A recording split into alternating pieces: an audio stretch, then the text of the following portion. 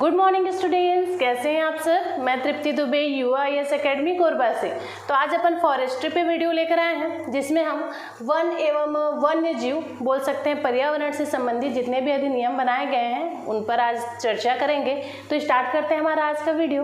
देखते हैं, पहला पॉइंट बोल रहा है वन्य जीव संरक्षण अधिनियम 1972 के तहत। तो 1972 के तहत क्या क्या चीज़ें हुई उसके बारे में देखना है। पहला पॉइंट, 5 जून 1972 को स्टॉकहोम में आयोजित संयुक्त राष्ट्र कॉन्फ्रेंस में मानव पर्यावरण पर विचार विमर्श हुआ, इसलिए 5 जून को विश्व पर्यावरण दिवस के रूप में मनाया जाता है। ठीक है, विश्व पर्यावरण दिवस के रूप में कब मनाया जाता है? 5 जून को।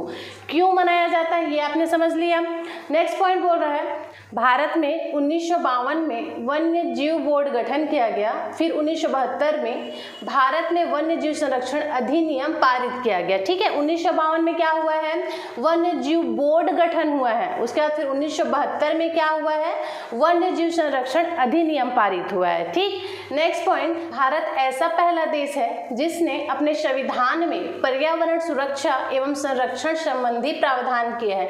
तो भारत के संविधान में कहाँ कहाँ पर हमको ये चीज देखने को मिलती है? तो देखिए, आर्टिकल 48A में क्या बताया है? राज्य के नीति निर्देशक तत्व हैं, जिसके अंतर्गत अपने को ये सारी चीजें देखने को मिलती हैं। और दूसरा आर्टिकल 51AG में, जो कि हमारे मूल कर्तव्यों के अंतर्गत आता है, जिसमें अपने को पर्यावरण सुरक्षा एवं संरक्षण संबंधी जो प्रावधान दिए गए हैं उसके बारे में उल्लेख इसमें दिया गया है। वहां से जाकर अपन देख सकते हैं। नेक्स्ट पॉइंट जो हमारा बोल रहा है, देखते हैं इस अधिनियम की प्रमुख प्रावधान। किस अधिनियम के प्रमुख प्रावधान? जो अभी मैंने बताया 1972। इस नियम के जो प्रमुख प्रावधान हैं उनको देखेंगे। देखिए, पहला पॉइंट, संकटग्रस्त वन्य प्राणियों की सूची बनाना तथा उनके शिकार पर प्रतिबंध लगाना। पहला पॉइंट आपको समझ आ गया। दूसरा बोल रहा है संकटग्रस्त पौधों को संरक्षण प्रदान करना। पर्यावरण के संबंधी में प्रावधान है, इसलिए अधिकतर जो जीव जंतु हैं और जो पौधे हैं उनसे रिलेटेड ही चीजें होंगी इसमें। तीसरा पॉइंट बोल रहा है राष्ट्रीय चिड़ियाघरों तथा अभयारण्यों की मूलभूत सुविधाओं को बनाए रखने तथा प्रबंध व्यवस्था को बेहतर बनाना। क्या बोल रहा है? राष्ट्रीय चिड़ियाघर तथा अभयारण्य की जो मूलभूत सुविधाएं हैं उनको बनाए रखना है, और उसके साथ साथ जो प्रबंध व्यवस्था है वहाँ की, ठीक है, उसको भी बेहतर बनाने की कोशिश करना है। जिससे क्या हो? जिससे चिड़ियाघर में जो रहने वाले जानवर हैं उनको किसी भी प्रकार का प्रॉब्लम ना हो, किसी प्रकार का तकलीफ ना हो। साथ ही जो चिड़ियाघर घूमने जाते हैं उनकी भी सुविधाओं का ध्यान रखा जाता है। इस दृष्टि से उस चिड़ियाघर को और भी बेहतर बनाए रखने का प्रयास इस प्रावधान के अंतर्गत किया जा रहा है। नेक्स्ट हम देखेंगे वायु प्रदूषण व नियंत्रण अधिनियम। कितना? 1981 के तहत। अभी तक हम क्या देख रहे थे? 1972 के बारे में देख रहे थे। अब हम देखेंगे 1981 के तहत। तो देखिए, पहला पॉइंट बोल रहा है 29 मार्च 1981 को पारित हुआ और 16 मई 1981 को लागू हुआ। क्या?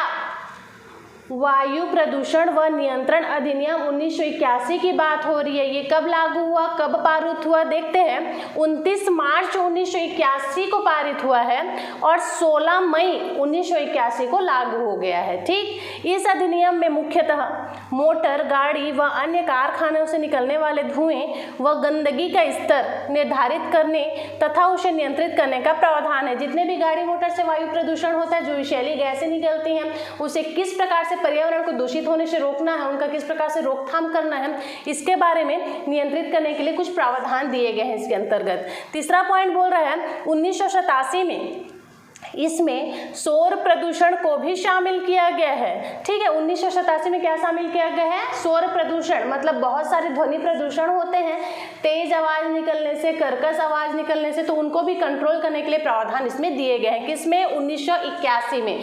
अब बात करेंगे हम पर्यावरण संरक्षण अधिनियम 1986 के। अभी तक हमने 3 पॉइंट देखा, वो 1981 के तहत था। अब हम देखेंगे 1986 में जो अधिनियम पारित किया गया उसमें कौन कौन से प्रावधान किए गए। देखिए, पहला पॉइंट बोल रहा है इस कानून में प्रभावी रूप से पर्यावरण पर जोर दिया गया है। ठीक है, इस अधिनियम में 4 अध्याय व 26 धाराएं हैं। किस अधिनियम में? 1986 की बात हो रही है, और इसमें पर्यावरण संबंधी जो भी समस्याएं हैं उनको दूर करने के लिए इस बात पर अधिक जोर दिया गया है। ठीक है, इसमें कितनी अध्याय और कितनी धाराएं हैं? बोल रहा है 4 अध्याय और 26 धाराएं हैं, इसके बारे में बताया गया है। देखिए, इस कानून के माध्यम से केंद्र सरकार को किसी भी क्षेत्र में प्रवेश करने तथा उसका निरीक्षण करने का अधिकार प्राप्त है। 1986 के तहत जो हमारी केंद्र सरकार है वो राज्य के जो वन क्षेत्र है वहाँ कभी भी प्रवेश कर सकती है या फिर उसका निरीक्षण कर सकती है, ये अधिकार उनको दिया गया है 1986 के तहत। नेक्स्ट पॉइंट, ध्वनि प्रदूषण नियंत्रण कानून। अभी तक हमने पर्यावरण संरक्षण अधिनियम देखा, अब हम देखेंगे ध्वनि प्रदूषण के नियंत्रण करने के लिए कौन कौन से कानून बनाए गए हैं। पहला, भारत में ध्वनि प्रदूषण नियंत्रण के लिए पृथक कानून नहीं है। क्या बोल रहा है, भारत में पर्टिकुलर सिर्फ ध्वनि प्रदूषण के ही नियंत्रण के लिए कोई अलग से कानून नहीं बनाया गया है, इसको भी पर्यावरण के लिए जो कानून बना है उसकी सुरक्षा के लिए उसी के अंतर्गत अटैच कर दिया गया है। ठीक, नेक्स्ट देखेंगे वायु प्रदूषण व नियंत्रण अधिनियम 1981 में सन 1987 में संशोधित करते हुए इसे ध्वनि प्रदूषण की परिभाषा के अंतर्गत शामिल किया गया है। देखिए यहाँ पे हमने देखा था वायु प्रदूषण नियंत्रण अधिनियम 1981, ठीक है, तो उसमें क्या किया गया, उसमें संशोधन किया गया 1987 में और फिर इसको क्या किया गया, ध्वनि प्रदूषण की परिभाषा दे दी गई। मतलब जो वायु प्रदूषण के लिए रूल्स थे वही ध्वनि प्रदूषण के लिए भी होंगे, कोई पर्टिकुलर अलग से ध्वनि प्रदूषण के लिए अधिनियम नहीं बनाया गया है। नेक्स्ट पॉइंट क्या बोल रहा है, पर्यावरण संरक्षण अधिनियम 1986 की धारा 6 के अधीन भी ध्वनि प्रदूषकों सहित वायु तथा जल प्रदूषकों की अधिकता को रोकने के लिए कानून बनाने का प्रावधान है। क्या बोल रहा है, 1986 की धारा 6 के अंतर्गत ध्वनि प्रदूषण के लिए तो कानून बनाया ही जा रहा है, लेकिन साथ साथ जो जल प्रदूषण है उसकी रोकथाम के लिए भी कुछ अधिनियम पारित किए गए हैं। ठीक, नेक्स्ट पॉइंट, पर्यावरण कानून व नियमों के नाम, कौन कौन से कानून और नियम बनाए गए उसको देखते हैं। पहला बोल रहा है जल प्रदूषण संबंधी कानून। यहाँ पर मैंने बताया 1986 की धारा 6 के अनुसार ध्वनि प्रदूषण के साथ साथ जो जल प्रदूषण है उसके लिए भी कुछ कानून बनाए गए हैं, वही है, क्या बोल रहा है, पहला जल प्रदूषण संबंधी कानून। इसमें देखते हैं, पहला है रिवर बोर्ड एक्ट 1956। तो इसमें क्या बोल रहा है, जल प्रदूषण निवारण एवं नियंत्रण के लिए जो अधिनियम बनाया गया है 1974। दूसरा बोल रहा है जल उपकर प्रदूषण निवारण एवं नियंत्रण अधिनियम 1977। तीसरा है पर्यावरण संरक्षण अधिनियम 1986। जल प्रदूषण संबंधी 3 कानूनों के बारे में यहाँ पे बताया गया है। पहला जो है जल प्रदूषण पहला है रिवर बोर्ड एक्ट 1956, ठीक है, रिवर बोर्ड एक्ट मतलब जल प्रदूषण को रोकने के लिए एक एक्ट बनाया गया, कब, 1956 में। दूसरा एक्ट आया 1974 में और जो तीसरा एक्ट था जल प्रदूषण के लिए ही वो आया था 1977 में और जो चौथा था पर्यावरण संरक्षण अधिनियम वो था 1986 में। उस पर्यावरण संरक्षण के अंतर्गत ही ध्वनि प्रदूषण भी आ जाता है और हमारा जल प्रदूषण का जो रोकथाम है वो भी आ जाता है। तो इस प्रकार से 4 एक्ट के बारे में हमने देखा। कब कब दिया गया था ये आपको याद रखना है। जो पहला एक्ट था 1956 में आया है, जो दूसरा है 1974 में आया है और जो तीसरा 1977 और जो लास्ट वाला है वो 1986 में आया है। इस टाइप से आपको याद रखना है।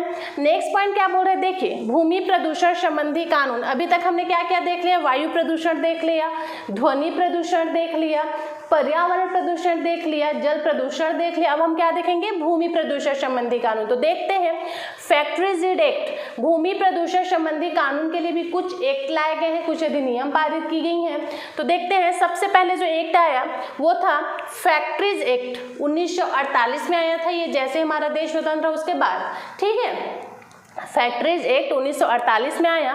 दूसरा है इंडस्ट्रीज डेवलपमेंट एंड रेगुलेशन अधिनियम, ये कब आया था, 1951 में आया था।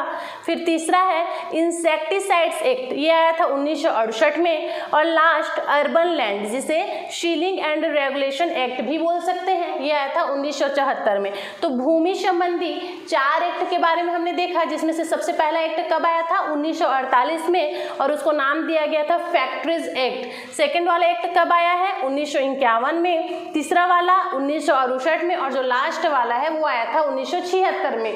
भूमि संबंधी जो एक्ट आए उनके बारे में हम देख रहे हैं। अब हम बात करेंगे वायु प्रदूषण संबंधी कानून और वन संबंधी कानून, ठीक है, इनमें क्या क्या चीजें हुई।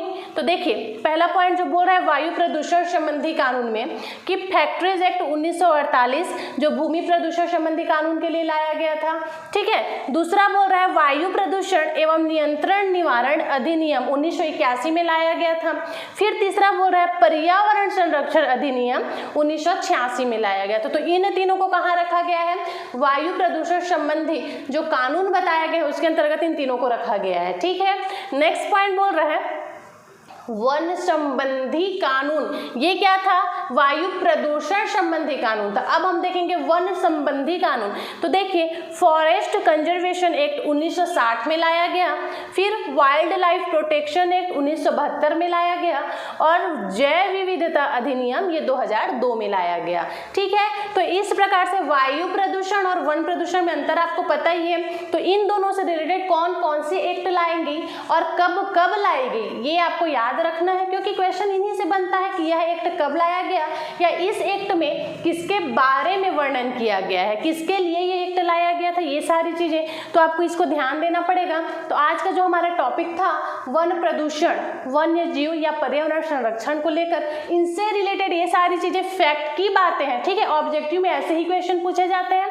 तो आप लोग 2 से 3 बार इसको देखिए, अच्छे से पढ़िए, अच्छे से प्रिपेयर कीजिए। तब तक के लिए थैंक यू सो मच।